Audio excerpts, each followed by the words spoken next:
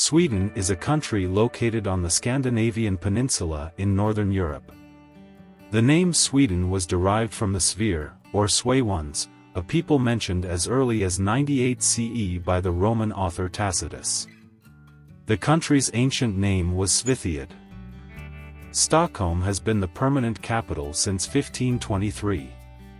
Sweden occupies the greater part of the Scandinavian peninsula, which it shares with Norway. The land slopes gently from the high mountains along the Norwegian frontier eastward to the Baltic Sea. Geologically, it is one of the oldest and most stable parts of the Earth's crust.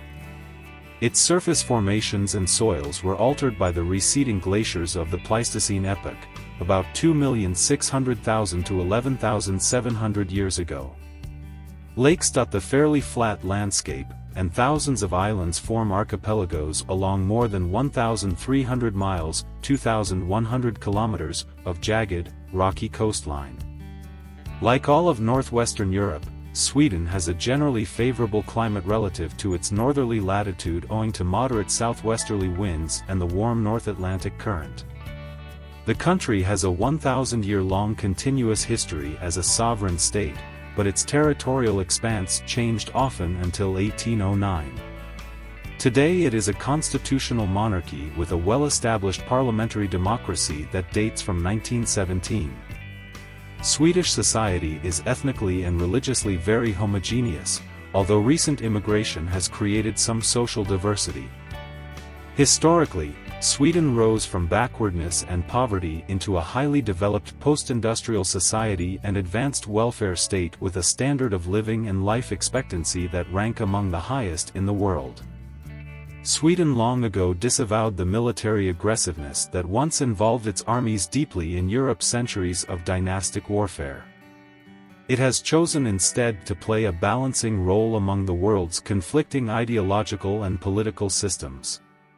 It is for this reason that Swedish statesmen have often been sought out to fill major positions in the United Nations. At peace since 1814, Sweden has followed the doctrine, enunciated in every document on foreign policy since World War II, of non-alignment in peace aiming at neutrality in war. Land. Sweden lies to the southwest of Finland. A long coastline forms the country's eastern border, extending along the Gulf of Bothnia and the Baltic Sea. A narrow strait, known as the Sound, Oresund, separates Sweden from Denmark in the south. A shorter coastline along the Skagerrak and Kattegat Straits forms Sweden's border to the southwest, and Norway lies to the west. Sweden extends some 1,000 miles, 1,600 kilometers, to the north and south and 310 miles, 500 kilometers, to the east and west. The country is traditionally divided into three regions. To the north is Norrland, the vast mountain and forest region. In central Sweden is Svealand, an expanse of lowland in the east and highland in the west, and in the south is Gotaland, which includes the Smaland highlands and, at the southern extremity, the small but rich plains of Skane. In the far north, the region of Lappland overlaps Norrland and northern Finland. Relief. Norrland is the largest and most sparsely populated of the regions, covering some 3/5 of the country. The region features an undulating surface of rounded hills and mountains, large lakes, and extensive river valleys. To the west lie the Kjollen, Scandinavian, mountains, through which runs the border demarcating Sweden and Norway. This range is characterized by numerous glaciers, the southernmost of which is on Helags Mountain, Helixfjellet, near the Norwegian border.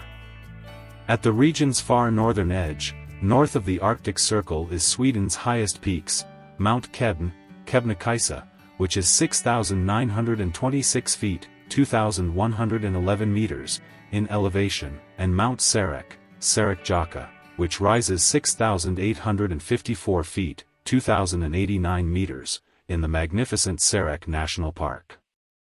The interior of southern Sweden, Smaland, is a wooded upland with elevations of 980 to 1,300 feet, 300 to 400 meters. A region of poor and stony soils, Smaland has been cultivated through the ages with some difficulty, as evidenced by the enormous mounds of stone cleared from the land. More recently the area has been characterized by flourishing small factories. Except for a stretch of scenic, high coast, the Bothnian coastal plain is low-lying and stretches from Norrland into Svealand. Most of the fairly level surface of eastern Svealand and northern Götaland was pressed below sea level by glaciers, leaving a landscape of fragmented bedrock, fertile clayey plains, numerous lakes, and sandy ridges. Today these are intermingled with mixed forests and farmland. Sweden's landscape changes from the hills of Småland to the fertile plains of Skåne, which is physiographically and economically more similar to Denmark than to the rest of Sweden. This is Sweden's oldest settled and most densely populated agricultural area. The Swedish coastline is typically rocky, with hundreds of small, sometimes wooded islands. Ground by glacial ice in the same direction, they have a common rounded shape.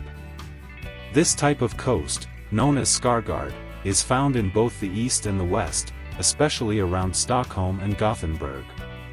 Off the southern coast of the Baltic, the large, flat islands of Åland and Gotland are outcropping layers of sandstone and limestone. Drainage. The country's chief rivers originate in the mountains of Norrland, mostly flowing southeastward with many falls and rapids and emptying into the Gulf of Bothnia or the Baltic Sea. The longest, however, is the Klargata River, which rises in Norway and flows 447 miles 719 kilometers, reaching Lake Vänern, and continuing southward out of the lake's southern end to the North Sea, along its southernmost course the famous falls of Trollhättan. The Muonio and Torna rivers form the frontier with Finland, and in the south, the Dal River marks the transition to Svealand. The rivers, except in the far north, where they are protected, are sources of hydroelectric power. In Svealand are Sweden's largest lakes, including Lakes Vänern, 2,181 square miles, 5,650 square kilometers, Vättern, 738 square miles, 1,911 square kilometers, and Mälaren, 440 square miles, 1,139 square kilometers. The shores of Lake Siljan and Storsjön and the river valley support agriculture. Soils. The dominant soil of Sweden is still formed under glacial ice. Till that comes from the archaic bedrock of granites and gneisses forms poor soil, and forestry and polluted, acid, rain add to its acidification. On the other hand, small areas of clayey till from younger sedimentary limestone, scattered mainly in southern Sweden, form brown earth, providing agricultural soils of high fertility. In addition, vast areas of central Sweden are covered by heavy and fertile sea-bottom clays raised out of the sea by post-glacial land uplift. 1/5 of the country, especially in rainy southwestern Sweden and the cold far north, is covered by marshland and peat. Climate of Sweden. About 15% of the country lies within the Arctic Circle. From about late May until mid-July, sunlight lasts around the clock north of the Arctic Circle, but, even as far south as Stockholm, the nights during this period have only a few hours of semi-darkness. In mid-December, on the other hand, Stockholm experiences only about 5.5 hours of daylight. In areas as far north as Lappland, there are nearly 20 hours of total darkness relieved by a mere 4 hours of twilight. Considering its northerly geographic location, at the latitude of parts of Greenland and Siberia, Sweden enjoys a favorable climate. From the southwest, Atlantic low-pressure winds blow in air warmed by the North Atlantic current and make the weather mild but changeable. Another type of influence comes from continental high pressures to the east. These create sunny weather, which is hot in summer and cold in winter. The interaction between the Atlantic and continental influences causes periodic shifts in climate. The north-to-south extension of the country and the higher elevation of the northern part results in great regional differences in winter climate. The northern interior receives heavy snowfall for up to 8 months of the year and has severe temperatures that drop as low as -22 to -40 degrees Fahrenheit, -30 to -40 degrees Celsius. The average January temperature in Haparanda at the head of the Gulf of Bothnia is 10 degrees Fahrenheit -12 degrees Celsius. Sea ice covers the Gulf of Bothnia from November to May. In southern Sweden, winters vary more from year to year than in the north. Snowfall is irregular, and average January temperatures range between 23 and 32 degrees Fahrenheit, -5 and 0 degrees Celsius. Coastal waters seldom freeze. Summer temperatures vary far less, although summer is much shorter in the north. In terms of average daily temperature, spring arrives in Skåne during February but not until late May in northernmost Norrland, then it may come virtually overnight. The mean July temperature in Haparanda is 59 degrees Fahrenheit 15 degrees Celsius, and in Malmö 63 degrees Fahrenheit 17 degrees Celsius. Late summer and autumn are the rainiest seasons, but precipitation falls throughout the year. Annual precipitation averages about 24 inches, 600 millimeters. Plant and animal life. Most of Sweden is dominated by forests of fir, pine, and birch. Southern Sweden has more mixed forests, and in the far south deciduous trees such as beech, oak, linden, ash, elm, and maple are common. The forests are rich in berries, lingonberries and blueberries among them, and mushrooms. In Sweden, anyone is entitled to hike through the forests and fields and pick berries and mushrooms. In the high mountains, coniferous trees give way to mountain birches, which extend up to the tree line at an elevation of 1,600 to 2,900 feet, 480 to 880 meters.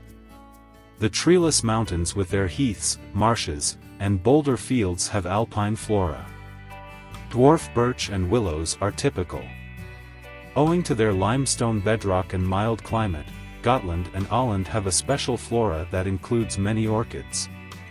Bears and lynx still inhabit the northern forests, while wolves are making a comeback, having become almost completely extinct in the 20th century.